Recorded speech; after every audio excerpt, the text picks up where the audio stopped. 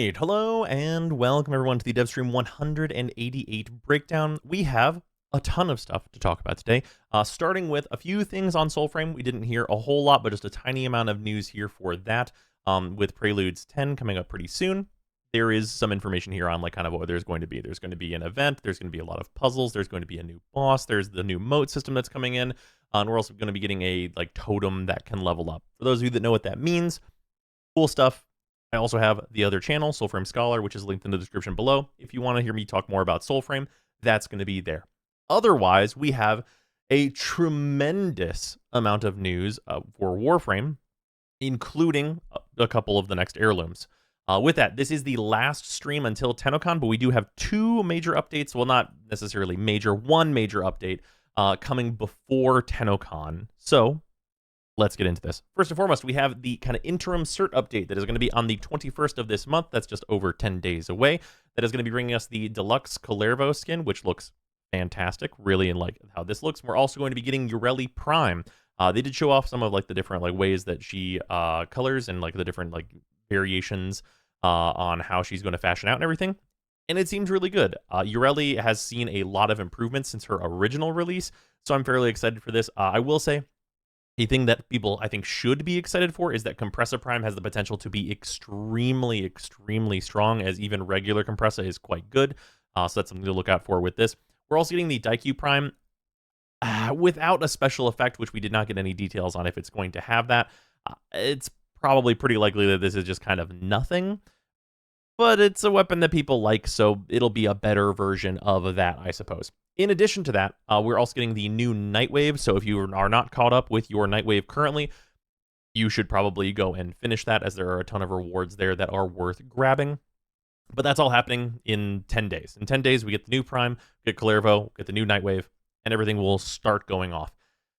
Then, in June, we have a major, major update to discuss. That is going to be Isle Weaver. So, this is going to involve Rusalka invading Duviri, with the stated reason that the Drifter has taken 1999 from her, so now she's taking Duviri. I wrote this incorrectly, pretend that just said 1999 originally. But the Drifter took Duviri from Rusalka, the man on the wall, so now she is taking Duviri, which has been a kind of long-standing goal for the man on the wall anyway. That has been a thing that has been in like kind of the background lore for Duviri, is that the Man on the Wall has been trying to get in, so it seems like that has been successful on their end. There's going to be a bunch of new lore fragments with this update, and much more importantly, we're going to be getting a operation to start, which is going to be Operation 8 Claw. This is going to be a clan operation with Pathos Clamps, a new Incarnate Heavy Scythe, an evolving Signa to unlock, and it involves a new game mode that is going to become permanent. That is a Duviri Spiral that basically is going to be exclusively Warframes on the overworld in terms of the gameplay context. We're going to have Dominus Thrax in the Undercroft kind of directing things and probably telling us what we're doing. Dominus is also going to be the vendor for Operation 8 Claw to get a bunch of rewards from that. We didn't see a whole lot in terms of what is actually going to be different or what it's going to entail. We did see murmur enemies and like some kind of new terrain on the surface level of Duviri, which seems pretty interesting. I think from a lore perspective, this makes sense as a place for us to go, like, you know, figure out what happened to Rusalka. It seems like we're going to get some background into like more character stuff for Rusalka and like whether she's still a character separate from the Man on the Wall or not. Regardless, should be pretty interesting. I'm excited to see what is super different about the Duviri gameplay, and also interested to see if these Pathos Clamps are going to be a thing that we're going to be able to long-term get from this game mode, as it's an alternative to playing as the Drifter, which I know some people don't like. In addition, we have a new Warframe coming with this that is going to be a part of the event, which is the new Spider Frame Araxia, who I think looks absolutely stellar. She looks fantastic. We did not get any real power details for her, but we do know that she's going to have an ability that changes her into a unique movement that gives her spider legs and allows her to crawl up walls and stuff. They did kind of temper that with a hopefully this works type of vibe, but it looks really cool from what they were showing off. Hopefully her other powers also are quite nice, and without a doubt, she'll probably be a Warframe that wants to use Arcane Arachne.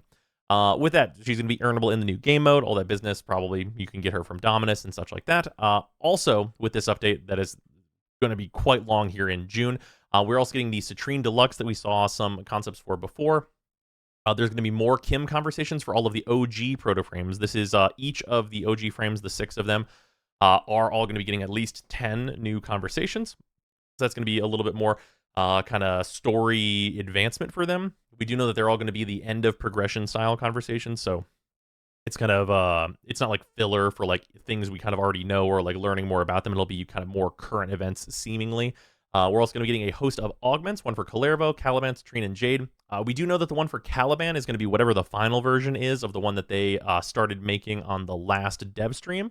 So that'll be interesting. I do have pretty good hopes for this if the kind of concept comes to fruition. I think it can be like a real build for Caliban. They'll probably be the best thing to be doing for him, so that's kind of exciting.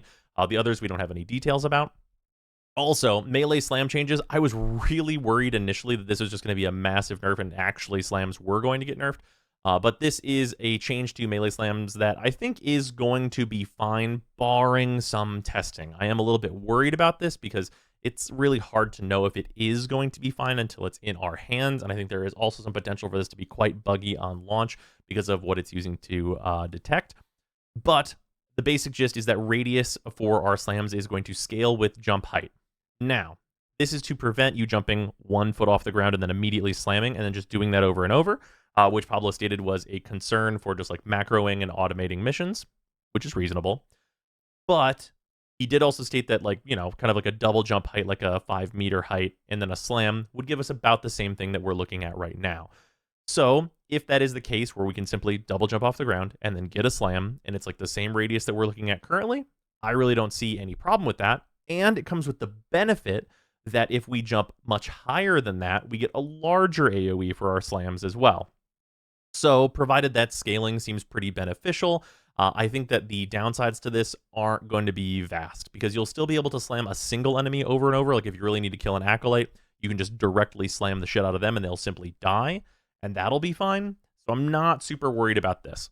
In addition to that, the Naira mods are being fixed and buffed. So for those that don't know, the Naira mods have been bugged for quite a while where they give plus 100% slam damage. That is what it says on the card, is they give slam damage. But the thing that they've been doing is they've been giving melee damage and slam damage, giving them much more damage than they should have been giving by their lonesome. That being said, that additional melee damage was additive with sources like Pressure Point. So it wasn't the craziest thing in the world, but it was kind of a lot of damage. So they're fixing this by removing that because it was never supposed to have it in the first place. And the Naira mods actually have kind of a history of being pretty buggy. So fine that it's being fixed to do just the slam damage. But as compensation, they're actually increasing the bonus by 50%. So it's going from 100% to 150%, which is actually a very significant damage increase because that is a multiplicative amount on your other sources of damage increase. So really powerful, I think, actually buff in the end for the Naira mods.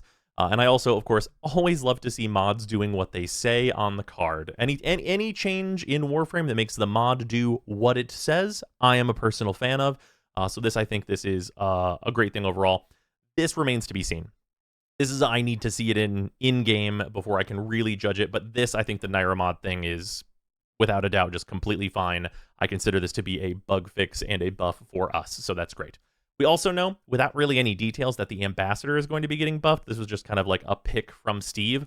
The Ambassador deserves this. Non-controversial opinion, I think. The Ambassador is one of like the most fun weapons. It has great sound design. Its transform is really cool. All of its stats have been terrible since its release. It is absolutely dreadfully awful. And I wish it had really good stats because it is one of my favorite weapons visually and from like an effects standpoint that exists in the game. So if this weapon is made good, then that sounds great to me, but I'm not exactly holding my breath for it. Now, what you can clearly see down there, for those of you who are eagle-eyed, is that there's a Valkyrie rework. You'll also note that my first note is that this will be an overall nerf.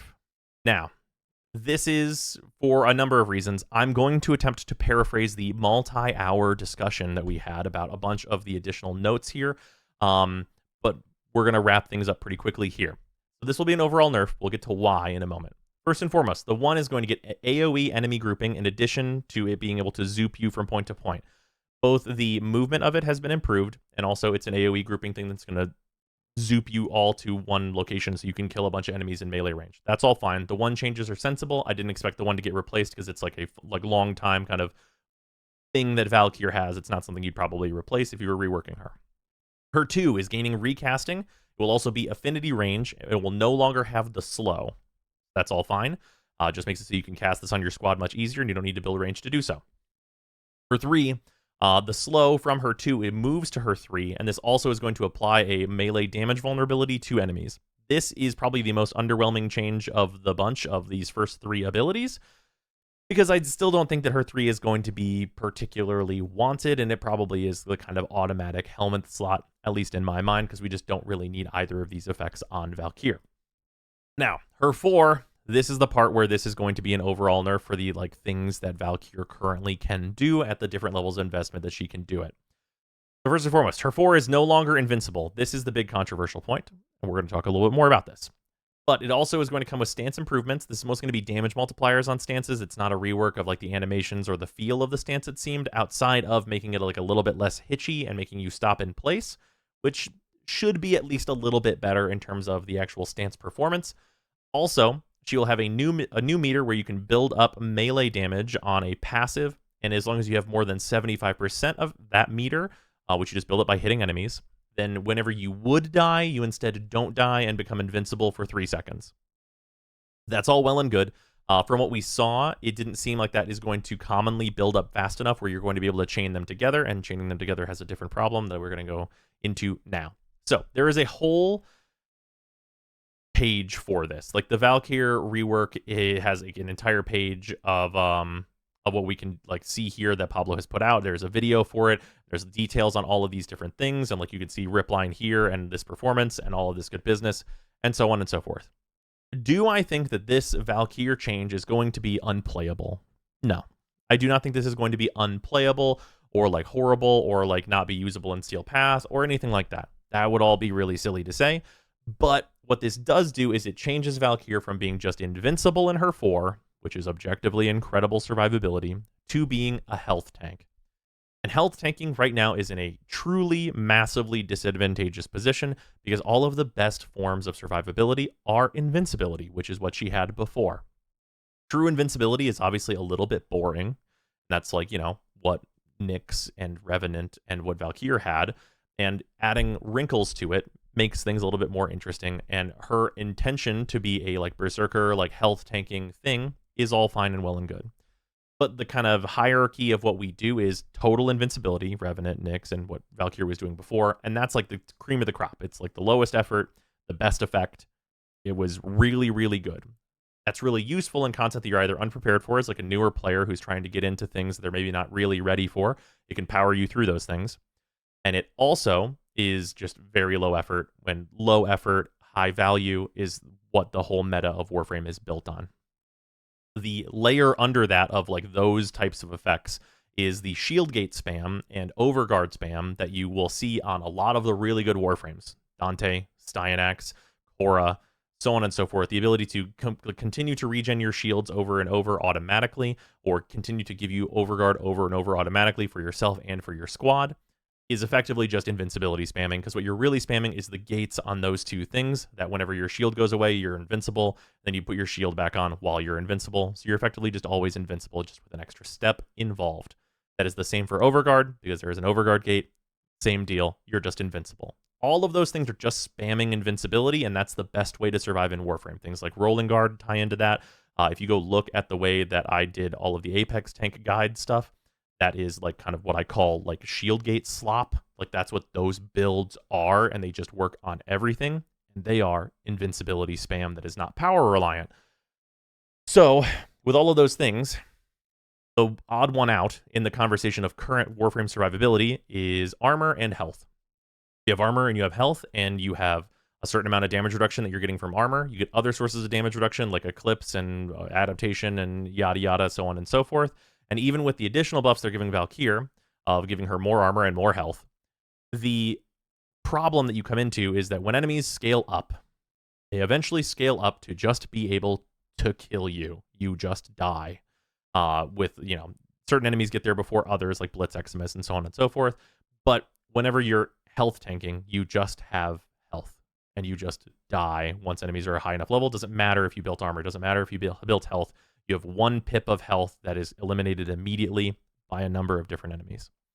Of course, shield gating is possible on Valkyr, but I think it just highlights the point that this Warframe that is getting more armor, has a huge armor buff, and has, you know, this ability to regen health, would probably be better off as just spamming shield gates and like casting her 1 over and over to turn her shields back on to just be invincible all the time, and then use her get out of jail free card on her 4 whenever that doesn't work out for her to get 3 seconds of invulnerability from the other passive part of her new 4.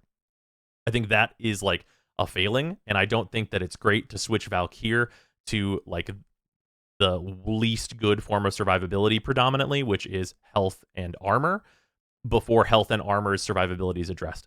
I'm going to release a video tomorrow that is essentially just a really, really long conversation where we go really deep into this that I had after the dev stream wrapped up on stream. So hopefully you guys enjoy that. That's going to be like a podcast tier video that should be enjoyable for those of you that like that. But basically, it's not that this Valkyr rework is going to be unplayable. It's that I think that other changes should happen before this in order to make a health tanking better. Anyway, though, there's that whole thing. And of course, there is, the dev workshop, which I will also link down below for you to go and check all that stuff out. There is another workshop that we will have to talk about in a moment here. But let's talk about the new player experience changes that we're also going to be getting. So a few things here. There's the Vor rework, which we already knew. We're getting boss reworks. That's pretty exciting. There's also some enemy reworks coming alongside that. Bailiffs are going to be added as like little mini boss style enemies to the regular star chart to give you a little bit more variety early on. I do hope that these aren't just attenuated guys in regular missions, because I think that'll just kind of suck. This is already a thing that we like just kind of tend not to really like a lot about 1999 with the Scaldra enemies. Some of them just being, you know, guys that you just can't kill for a certain amount of time is not exactly fantastic, and I hope that the Bailiffs are not just going to be that. The Ballista are just going to get way more clear, like, sniper shots, so they'll have, like, lights specific to, like, when they're going to shoot you, so you can get out of the way and all that business, which seem fine. And then Eviscerators are getting AoE grenades that have, like, very clear AoEs for you to avoid and such. All of this seems like good stuff, with the exception of the Bailiffs being potentially very annoying, but that remains to be seen. Then we have two things that are tied very intrinsically together, which is a junction rework for the first 3 junctions of the game, and a Rhino cost rework, which I do have some stuff to talk about on. So, to quickly talk about the new player experience changes here, we're not going to go like insanely in depth with this, but we are going to talk about it. The junction changes. So, junction changes are laid out like this, where they are going to basically make it so that you do things in sequence and then get some rewards in sequence. So, like, you'll complete Vor's Prize, they'll give you Dreamer's Bond. They'll want you to equip Dreamer's Bond. They'll give you Chilling Grasp. Level up Dreamer's Bond. They'll give you the Taxon Blueprint. Start building Taxon. They're going to give you an Orokin Reactor. And it gives you a little bit more structure to these early junctions. That's all well and good. The thing that I do specifically want to call out in this video is on the Mercury junction. There's a problem that myself and pretty much everybody have immediately assessed, which is that this is Duvox Stellaris. You get a power core. Use credits to purchase a Rhino Warframe blueprint from the market. This is A+. Teaching players where they can do this and how to do this is good. And then after that, they'll give you defeat Jackal on Fossa on Venus and collect all of the Rhino blueprints. That is also fine. It teaches you where to get the main blueprint and then, you know, defeat this boss to get the other blueprints. That's all well and good. The one that is problematic is this one, which is start building a Rhino Warframe. Now, there are Rhino cost adjustments, but there is a specific adjustment that is missing. Now, the thing that this is start building a Rhino Warframe. This, to me, words mean things, and this is start building the actual main blueprint of Rhino. This doesn't mean just start building a part, or 2 parts, or 3 parts. This is build the main part. With that, each of the individual pieces of Rhino take 12 hours to build. If a new player starts up the game, does stuff on Earth, goes to Venus, and then is met with, hey, wait 12 hours, I think that that is really, really negative. They just removed a lot of the time gates from the game, and I think that it would be really bad to add a really huge one back in, especially this early, so that you can't even get off Venus until you wait for that 12-hour timer. That adds in the, like, ugh, this game just wants me to rush this stuff. It adds in, like, the kind of like a bad free-to-play feeling, and, like, just, I think is negative overall. There's ways to fix this. First and foremost, they could remove this objective entirely. I think this is actually the best thing to do. I think instead of this, just having them have all the blueprints at their disposal and having the, like, you know, all the blueprints that they need for it and changing the material cost for Rhino, which we're going to talk about in a second. It's all stuff you can get on Earth and Venus, though, is the spoiler. Would be good if they just basically send you an inbox message that's like, hey, having completed the Mercury junction, you now have everything that you need to build the Rhino Warframe. You've got a Warframe slot from this junction, you've got all of the blueprints, and you've also, like, you know, got the ability to go get these materials from both Earth and from Venus if you want to go build Rhino. I think the if you want to go build Rhino is good because some people just won't be interested in that Warframe. And even though he is a very good new player Warframe, I think forcing him is maybe a little bit much. In addition, changing it so that the other solution, which would be an easy one, is making it so that his individual parts have a 1-minute build time would also really solve this. Because it would mean that, yes, you are forced to, like, start building Rhino and everything, but this is start building. So you don't have to worry about, like, the multi-day timer of Rhino building. You just need to start building Rhino. And if you have a 1-minute build time on his parts, yeah, I think you're fine with waiting 3 minutes whenever you're first starting out to get these parts in the oven and start building a new Warframe. I think that would also be a good solution to this. But that's really the only main wrinkle I have here. Other stuff in here I think is all, like, very sensible, which is like, hey, use that new Boltor that we just gave you as a junction reward. This one here, which is to be decided, purchase a weapon from the market. This obviously should be a credits weapon or something like that. I would like it, I think, for me personally, to be the Strun. I think that just makes the most sense, with the starter weapons being a machine gun and a bow, which is effectively kind of like a sniper style weapon, let's call it, for example. I think a shotgun fits well as, like, a third type of thing there. Does that also mean that they maybe should give you some of, like, the starter shotgun things like point blank? Yeah, probably. But I think a shotgun is, like, the good thing to put in here. And whether it's the Strun or something else is a different consideration. But yeah, that's probably what I personally would put there, but it could be a lot of different things. Also, there's some arbitration changes coming up. Arbitrations basically are going to be unlocked by having completed all your junctions functionally. Like, once you do the Eris junction, you will have arbitrations. Arbitrations are also getting a bunch of their rewards moved in to the pity shop. So you're going to be able to get all of the like, if you wanted to get adaptation and such like that, that's going to be just for currency now if you don't get it from the actual drops, which is fantastic. Other things here in the new player experience changes, there's Railjack difficulty changes. This is mostly going to be related to New War, but they're basically going to be toning down the Railjack section of New War so that if you just have a vanilla Railjack, it's going to be a lot easier for you to get through, which I think makes a whole lot of sense. And then plant pickups. So this is one that I was initially excited about because there was no need to scan the plants. You no longer had to scan each one individually, and that would be hugely convenient. Unfortunately, the replacement for this is hold to pick up plants, which means you have to walk up to each individual plant and then hold the interact key to pick it up, which is tremendously slow. Tremendously slow. I think that just pressing the button to pick the thing up is fine. Having to walk over to it and just pressing one button and getting the item, A-okay. Being able to do it the Duviri way, where you break the items and then it's on the floor and you just vacuum it up, also great. Anything but hold to pick up, because removing the need to scan these plant pickups, just the hold to pick up option is just that I have to scan it from right in front of it, which means that this is colossally slower than just standing in place and scanning a bunch of plants. This now is I have to, like, run all over the map and wait at each plant, which is, like, the slowest possible, most not Warframe thing I can even think of to do. So I do not want this. Please do not make me hold to pick up. Let me just pick up just instantly, please. Like, I'm not needing the scanner. Great, much more understandable for players. But the hold to pick up sounds insanely annoyingly slow, and I do not want to do it. So that is that's the thing with this. Yeah, don't want hold to pick up. Much too slow. In addition, we have 2 heirlooms that are coming up. The first and foremost is going to be the one that we're going to be getting just post-Tennocon. Probably will launch at Tennocon if I had to take a guess. And then we have the one after that, which we also got previewed. So first one is Valkyr. Valkyr is getting her heirloom, which is kind of a bit of a surprise, not who I would have expected us to get next. They showed the concept for her and her a little bit in-game. She looks great. She looks very good. Unfortunately, you know, with the Valkyr news, it's maybe not as desirable as it would have been otherwise, without, like, you know, the invincibility changes on her 4. Hopefully, maybe there's some, like, you know, addressing to, like, the armor and health situation before this comes out. That's entirely possible. But, you know, it's a bit less exciting with the changes kind of being a little bit of a feels bad overall, I think, on Valkyr currently.